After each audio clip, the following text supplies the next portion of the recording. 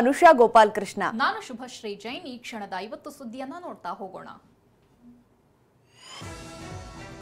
ಅಗತ್ಯ ವಸ್ತುಗಳ ದರ ಏರಿಕೆಯಿಂದ ತತ್ತರಿಸಿರುವ ರಾಜ್ಯದ ಜನತೆಗೆ ರಾಜ್ಯ ಸರ್ಕಾರ ಶಾಕ್ ನೀಡಿದೆ. ನಂದಿನಿ ಹಾಲಿನ ದರ ಪ್ರತಿ ಲೀಟರ್ಗೆ 4 ರೂಪಾಯಿ ಏರಿಕೆ ಮಾಡಲು ಸರ್ಕಾರ ನಿರ್ಧರಿಸಿದೆ. ಇಂದು ನಡೆದ ಸಚಿವ ಸಂಪುಟದಲ್ಲಿ ಹಾಲಿನ ದರ ಏರಿಕೆಗೆ ಅನುಮೋದನೆ ನೀಡಿದೆ.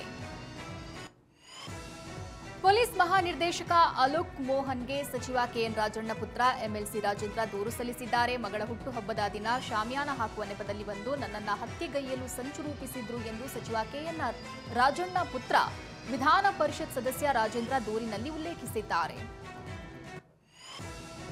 ರಾಜ್ಯಾದ್ಯಂತ ಸಂಚಲನ ಸೃಷ್ಟಿಸಿರೋ ಹನಿ ಟ್ರ್ಯಾಪ್ ಪ್ರಕರಣಕ್ಕೆ ಟ್ವಿಸ್ಟ್ ಸಿಕ್ಕಿದೆ. ದೂರಿನ ಬಗ್ಗೆ ಸ್ಪಷ್ಟನೆ ನೀಡಿರುವ ವಿಧಾನ ಪರಿಷತ್ ಸದಸ್ಯ ರಾಜೇಂದ್ರ, ನನ್ನ ಮೇಲೆ ಹನಿ ಟ್ರ್ಯಾಪ್ ಯತ್ನ ನಡೆದಿಲ್ಲ, ಹತ್ಯೆ ಯತ್ನದ ಬಗ್ಗೆಯಷ್ಟೇ ದೂರು ದಾಖಲಿಸಿದ್ದೇನೆ, ಹನಿ ಟ್ರ್ಯಾಪ್ ಯತ್ನದ ಬಗ್ಗೆ ದೂರು ನೀಡಿಲ್ಲ ಎಂದು ಸ್ಪಷ್ಟಪಡಿಸಿದ್ದಾರೆ.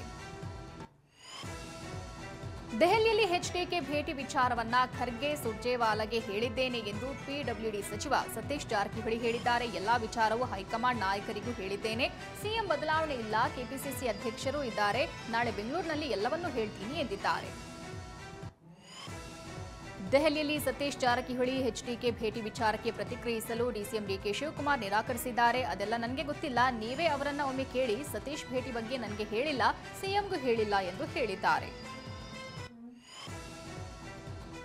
ದೆಹಲಿಯಲ್ಲಿ ಸತೀಶ್ ಜಾರಕಿಹೊಳಿ ಎಚ್ಡಿಕೆ ಭೇಟಿ ವಿಚಾರವನ್ನ ಅವರವರೇ ಸ್ಪಷ್ಟಪಡಿಸಬೇಕು ಅಂತ ವಿಧಾನ ಪರಿಷತ್ ಸದಸ್ಯ ಸಿಟಿ ರವಿ ಹೇಳಿದ್ದಾರೆ. ಬೇರೆ ಬೇರೆ ರಾಜಕೀಯ ಪಕ್ಷಕ್ಕೆ ಸೇರಿದವರು ಇದ್ದೇವೆ, ಎಲ್ಲವನ್ನೂ ಸಹ ರಾಜಕೀಯ ದೃಷ್ಟಿಯಿಂದ ನೋಡಬಾರದು, ರಾಜ್ಯದ ಹಿತದೃಷ್ಟಿಯಿಂದಲೂ ಕೂಡ ನೋಡಬೇಕು ಎಂದಿದ್ದಾರೆ. 6 ವರ್ಷ ಬಿಜೆಪಿಯಿಂದ ಉಚ್ಚಾಟಿಸಿದ್ದಕ್ಕೆ ಶಾಸಕ ಯತ್ನಾಳ್ ಕಿಡಿಕಾರಿದ್ದಾರೆ. ಅಡ್ಜಸ್ಟ್ಮೆಂಟ್ ರಾಜಕಾರಣದಿಂದ ಪಕ್ಷದ ಅವನತಿ, ಅದು ನಿಲ್ಲದಿದ್ರೆ ಪಕ್ಷ ಮಕಾಡೆ ಮಲ್ಗೋದು ಖಚಿತ ಅಂತ ಎಚ್ಚರಿಸಿದ್ದಾರೆ. ಉಚ್ಚಾಟನೆ ಬಳಿಕ ಯಾರ ಸಂಪರ್ಕಕ್ಕೂ ಸಿಗದ ಯತ್ನಾಳ್ ತಡರಾತ್ರಿ ದೆಹಲಿಯಿಂದ ಬಂದು ಕಲಬುರಗಿ ಜಿಲ್ಲೆ ಚಿಂಚೋಳಿ ಗೆಸ್ಟ್ ಹೌಸ್ನಲ್ಲಿ ವಾಸ್ತವ್ಯ ಹೂಡಿದ್ದಾರೆ. ದೆಹಲಿಯಿಂದ ಹೈದರಾಬಾದ್ ಮೂಲಕ ಚಿಂಚೋಳಿಗೆ ಬಂದಿರೋ ಯತ್ನಾಳ್ ಸಿದ್ಧಸಿರಿ ಶುಗರ್ ಫ್ಯಾಕ್ಟರಿ ಗೆಸ್ಟ್ ಹೌಸ್ನಲ್ಲಿ ವಾಸ್ತವ್ಯ ಹೂಡಿದ್ದಾರೆ. ಯತ್ನಾಳ್ ಏಕಾಂಗಿ ಆಗಿಲ್ಲ, ನಾವೆಲ್ಲ ಜೊತೆಗಿದ್ದೇವೆ ಅಂತ ಶಾಸಕ ರಮೇಶ್ ಜಾರಕಿಹೊಳಿ ಹೇಳಿದ್ದಾರೆ. ಪಕ್ಷ ಯಾಕೆ ಇಂಥ ನಿರ್ಧಾರ ಕೈಗೊಳ್ತು ಗೊತ್ತಿಲ್ಲ, ಪಕ್ಷದ ನಿರ್ಧಾರ ಪ್ರಶ್ನೆ ಮಾಡುವಷ್ಟು ದೊಡ್ಡವನಲ್ಲ. ಯತ್ನಾಳ್ ಉಚ್ಚಾಟನೆ ವಾಪಸ್ಗೆ ಮನವಿ ಮಾಡ್ತೀವಿ, ನಾಳೆ ನಮ್ಮ ತಂಡದ ನಾಯಕರು ಕೂತ್ಕೊಂಡು ಚರ್ಚಿಸ್ತೀವಿ ಎಂದಿದ್ದಾರೆ. ಶಾಸಕ ಯತ್ನಾಳ್ರನ್ನ ಉಚ್ಚಾಟನೆ ಮಾಡಿರುವ ಸಂಬಂಧ ಚಿಕ್ಕಮಗಳೂರಿನಲ್ಲಿ ಆರ್ ಅಶೋಕ್ ಪ್ರತಿಕ್ರಿಯಿಸಿದ್ದಾರೆ. ನಾವು ಎಲ್ಲ ಒಟ್ಟಿಗೆ ಹೋಗಬೇಕು ಎಂದು ಪ್ರಯತ್ನ ಮಾಡಿದ್ವಿ, ಆದರೆ ನಿನ್ನೆ 6 ವರ್ಷಗಳ ಕಾಲ ಯತ್ನಾಳ್ರನ್ನ ಉಚ್ಚಾಟನೆ ಮಾಡಿದ್ದಾರೆ ಅಂತ ಹೇಳಿದ್ದಾರೆ. ಶಾಸಕ ಬಸನಗೌಡ ಪಾಟೀಲ್ ಯತ್ನಾಳ್ ಉಚ್ಚಾಟನೆ ಬೆನ್ನಲ್ಲೇ ವಿಜಯಪುರ ಜಿಲ್ಲಾ ಬಿಜೆಪಿ ಘಟಕದಲ್ಲಿ ರಾಜೀನಾಮೆ ಪರ್ವ ಶುರುವಾಗಿದೆ. ಬಿಜೆಪಿ ನಗರ ಮಂಡಲ ಅಧ್ಯಕ್ಷ ಶಂಕರ್ ಹೂಗಾರ ಸೇರಿ ಹಲವರು ರಾಜೀನಾಮೆ ನೀಡುತ್ತಿದ್ದಾರೆ.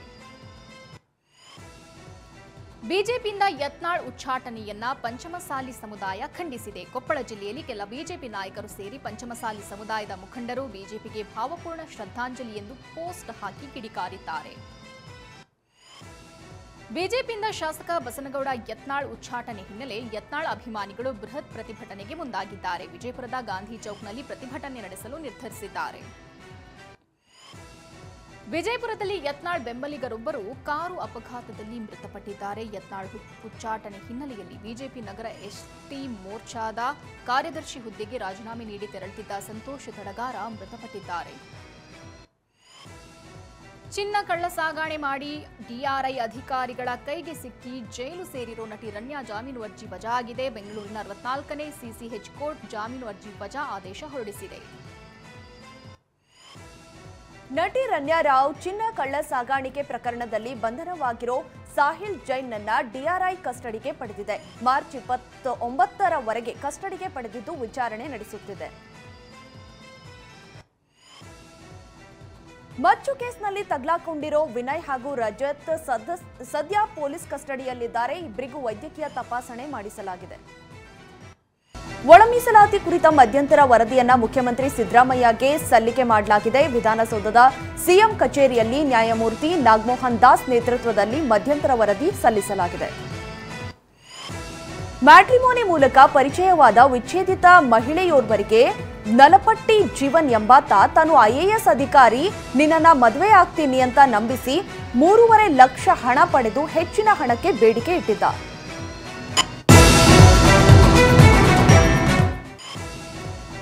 ಕೊಪ್ಪಳ ರಾಘವೇಂದ್ರ ಸ್ವಾಮಿ ಮಠದ ವಿವಾದ ಹಿನ್ನೆಲೆ ಮಂತ್ರಾಲಯ ಸ್ವಾಮೀಜಿ ಮಠದೊಳಗೆ ಪ್ರವೇಶಿಸಲಿಲ್ಲ. ಮಠದೊಳಗೆ ಹೋಗದೆ ಹೊರಗಿನಿಂದಲೇ ನಮಸ್ಕಾರ ಮಾಡಿ ಹೊರಟಿದ್ದಾರೆ.